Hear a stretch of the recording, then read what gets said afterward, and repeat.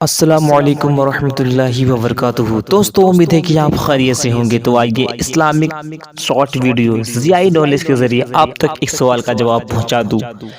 تو سوال یہ ہے کہ کتے کے اندر اللہ تبارک و تعالی نے جو اچھی عادتیں ودیعت فرمائی ہیں وہ کتنی ہیں اور کون کون سی ہیں؟ تو اس کا جواب یہ ہے کہ حضرت حسن بصری رحمۃ اللہ تعالی علیہ فرماتے ہیں کہ کتے کے اندر 10 خصلتیں ایسی ہیں جو ہر مومن کے اندر پائی جانی چاہیے۔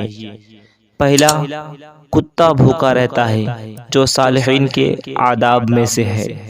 دوسرا، کتے کا کوئی مکان خاص نہیں ہوتا جو متوکلین کی علامت میں سے ہے۔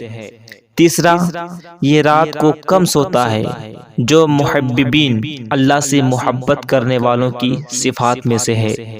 چوتھا، جب مرتا ہے تو کوئی میراث نہیں چھوڑتا جو زاہدوں کی صفات میں سے ہے۔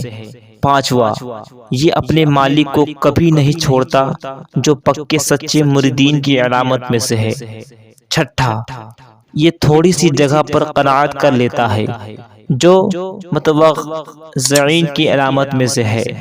ساتواں، جب کوئی اس کے مکان پر قبضہ کر لیتا ہے تو اس کو اسی پر چھوڑ دیتا ہے جو راضعین یعنی خدا سے راضی و خوش رہنے کی علامت ہے۔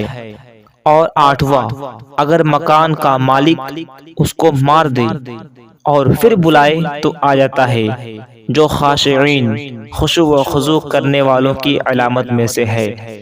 نواں، مالک کھانا کھا رہا ہو تو یہ دور بیٹھتا ہے جو مساکین کی علامت میں سے ہے۔